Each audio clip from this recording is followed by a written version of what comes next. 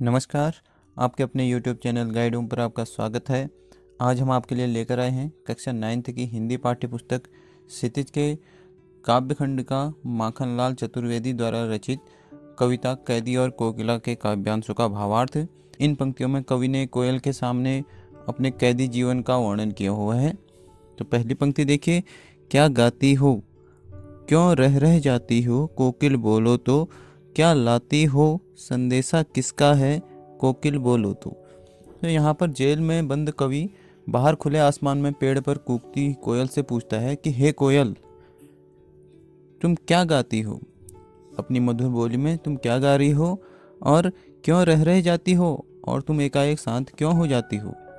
कोकिल बोलो तो मुझे बताओ कि क्या लाती हो, संदेशा किसका है, कोकिल बोलो तो मुझे बताओ कि तुम अपनी बोली में किसका संदेशा सुना रही हो। अगली पंक्ति में कहते हैं, ऊंची काली दीवारों के घेरे में, मैं तो जेल की इन ऊंची काली दीवारों के घेरे में बंद हूँ, डाकू चोरों बटमारों के डेरे में, और इन दीवारों के बीच मुझे डाकू चोर जो बटमार होते हैं, रास्ते में लूट मार करने वाले लुटेरे आदि के साथ रखा गया है। जीने को देते नहीं पेट भर खाना, और यहाँ मुझे जीने के लिए पेट भर भोजन भी नहीं दिया जाता है, और मरने भी देते नहीं तड़प रह जाना, और नहीं मरने दिया जाता है, मुझे यहाँ तड़प कर ही रह जाना होता है। जीवन पर अब दिन रात कड़ा पहरा है। कह रहे हैं कि यहाँ पर जीवन पर भी जो है, मेरे जीवन पर कड़ा पहरा लगा दिया गया है। दिन रात शासन है या तम का प्रभाव गहरा है, यह अंग्रेजी शासन है या अंग्रेजों की अंधेर गर्दी है। हिमकर निराश कर चला रात भी काली, हिमकर कहते हैं चंद्रमा को, तो चांद भी छिप जाने से रात और भी अंधेरी हो गई है। इस समय कालिमा मई जगी क्यों आली, कह रहे कि हे सखी, आली मतलब यहाँ पे होता है सखी, हे सखी इस काली रात में भी तू क्यों जाग उठी है।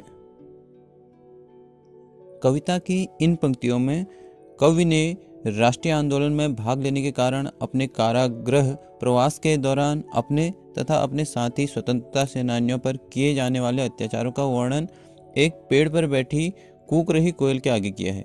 कवि आधी रात के समय एक कोयल की कूक सुनकर उसे संबोधित करते हुए कहता है कि क्यों हुक पड़ी। कहता है कि अरे कोयल, तो आधी रात के समय क्यों कूक पड़ी है। हुक पड़ना, कूकना जोर जोर से। वेदना बोझ वाली सी, क्या तू भी किसी पीड़ा के बोझ तले दबी पड़ी है। वेदना पीड़ा के लिए कहा जाता है। कोकिल बोलो तो, तुम मुझे बताओ तो, क्या लूट लिया मृदुल वैभव की रखवाली सी। कोकिल बोलो तो, क्या किसी ने तुम्हें यहाँ लूट लिया है। आधी रात के समय तुम क्यों जगी हो। हे कोकिल बोलो तो, मृदुल वैभव की रखवाली सी, तुम तो कोमल वैभव की रक्षा करने वाली हो। इन पंक्तियों में कवि कहता है कोयल से, क्या हुई बावली, क्या तुम पागल हो गई हो। अर्धरात्रि को चीखी कोकिल बोलो तो, जो आधी रात के समय जोर जोर से चीख रही हो। किस दावानल की ज्वालाएं हैं दिखी, दावानल कहते हैं जंगल की आग को, तुम्हें जंगल में लगी किसी आग की लपटें दिखाई दी हैं। कोकिल बोलो तो, हे कोकिल बताओ तो।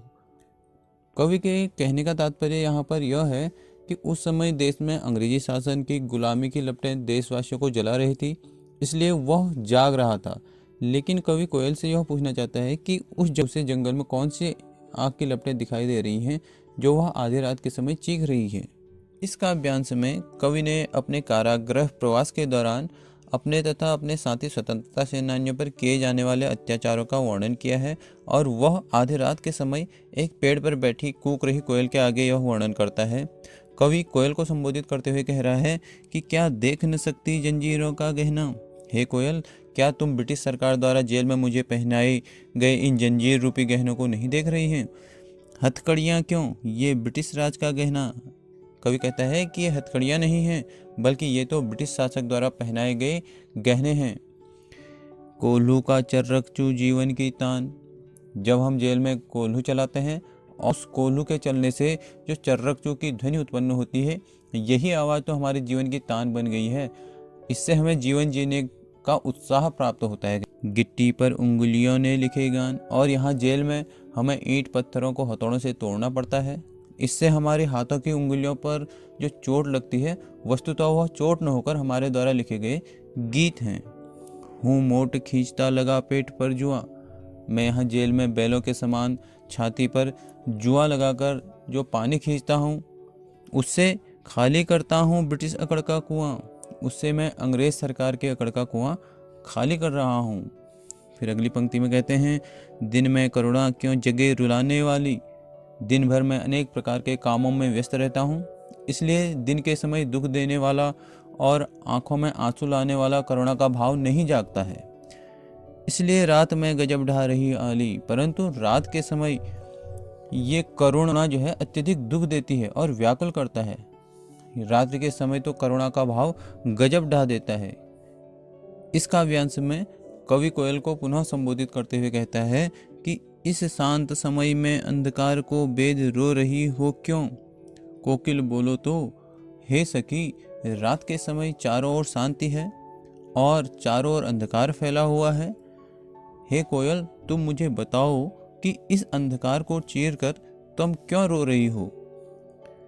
चुपचाप मधुर विद्रोह बीज इस भांति बो रही हो क्यों, कोकिल बोलो तो। पता नहीं तुम चुपचाप इस मधुर विद्रोह के बीच क्यों बोती जा रही हो। हे कोयल तुम कुछ तो बोलो और मुझे बताओ कि तुम्हारे मन में कैसी व्यथा है। इस काव्यांश में कवि ने विदेशियों के शोषण व अत्याचार की तरफ संकेत किया है। इन पंक्तियों में कवि जेल में दिए जाने वाले विदेशी सरकार शासकों के कष्टों का वर्णन करते हुए कहता है कि काली तू रजनी भी काली, हे कोयल तुम भी काली हो और यह रात भी काली है। रजनी रात को कहा जाता है। शासन की करनी भी काली, और अंग्रेजी शासन की यह सारी करतूत कारनामे भी जो हैं वो भी काले हैं। काली लहर कल्पना काली, देश प्रेमियों की भावना को कुचलने के लिए अंग्रेजी शासन की अत्याचार रूपी भी काली है और उनकी कल्पना भी काली है। मेरी काल कोठरी काली, और यह मेरी काल कोठरी जो है यह भी काली है। टोपी काली कमली काली, और जो टोपी मैंने धारण की है, जो कंबल मुझे मिला है, यह भी काले हैं। मेरी लौह श्रृंखला काली, श्रृंखला कहते हैं जंजीर को। इसी प्रकार मेरे यह लोहे की जो जंजीर हैं ये भी काली हैं। पहरे की हूँ कृति की ब्याली, तिस पर है गाली ए आली, व्याली कहते हैं सरपिणी को। हे सखी इसके बावजूद भी पहरेदारों की हुंकार, जो पहरेदार आवाज कर रहे हैं, वो मुझे गाली के समान प्रतीत होती है। इन पंक्तियों में कवि कोयल से कहता है कि इस काले संकट सागर पर मरने की मदमाती, कोकिल बोलो तो अपने चमकीले गीतों को क्यों कर हो तैराती, कोकिल बोलो तो। कहने का कवि कोयल से कह रहा है कि हे कोयल अब तुम ही बताओ कि इस गुलामी के काले संकट रूपी सागर पर तुम क्यों स्वतंत्रता की आशाओं रूपी चमकीले गीतों को तैरा रही हो। इन पंक्तियों में कवि ने विदेशियों के शोषण व अत्याचार की तरफ संकेत किया है। इन पंक्तियों में कवि ने अपने मन के भावों का वर्णन किया है कि वह चाहकर भी कारागार की पीड़ा को कम नहीं कर पाता। इस विषय में वह कोयल से कहता है कि तुझे मिली हरियाली डाली, मुझे मिली कोठरी काली। कवि कहता है कि हे कोयल तुझे तो हरी भरी डाल पर बैठने का मौका मिला है, जबकि मैं तो इस काली कोठरी में कैद हूँ। तेरा नभ भर में संचार, मेरा 10 फुट का संसार। कहते हैं कि तू तो खुले आसमान में आज़ादी से उड़ान भरती है, परंतु मैं तो इस 10 फीट की कोठरी में कैद हूँ। तेरे गीत कहावे वाह, रोना भी है मुझे गुनाह। जब तू गीत गाती है तो तुझे खुशी मिलती है, और यदि मैं यहाँ रोता भी हूँ तो वह भी मेरा गुनाह समझ लिया जाता है। देख विषमता तेरी मेरी बजा रही तिस पर रणभेरी, अतः तेरी और मेरी स्थिति में दिन रात का अंतर है, विषमता है, उसके बाद भी तुम मुझे युद्ध की घोषणा सुना रही हो। इन पंक्तियों में कहते हैं कवि, इस हुंकृति पर अपनी कृति से और कहो क्या कर दूं, मुझे बताओ तुम्हारी इस हुंकार पर मैं अपने कार्य से क्या परिवर्तन ला सकता हूँ। कोकिल बोलो तो, हे कोकिल मुझे बताओ तो। मोहन के व्रत पर, यहाँ पे मोहन गांधी जी के लिए कहा गया है, मोहन के व्रत पर प्राणों का आसव किसमें भर दूं। आसव कहते हैं रस को, कि गांधी जी ने देश की आज़ादी का जो व्रत धारण कर रखा है उस पर कुर्बान होकर मैं अपने प्राणों का रस किसके प्राण में भर दूं। मोहन प्राणों का बलिदान देने के लिए भी यहाँ पर कवि तैयार है। अब देखिए पूरे काव्य में जो है प्रश्नालंकार है, अनुप्रास अलंकार है, रूपक अलंकार कई जगहों पर है और खड़ी बोली का प्रयोग किया गया है कवि द्वारा, मुक्तक छंद का प्रयोग किया गया है। इसी के साथ हम अपनी आज की कक्षा यहीं पर समाप्त करते हैं। मिलते हैं अगली कक्षा में एक नई वीडियो के साथ। तब तक के लिए नमस्कार, धन्यवाद।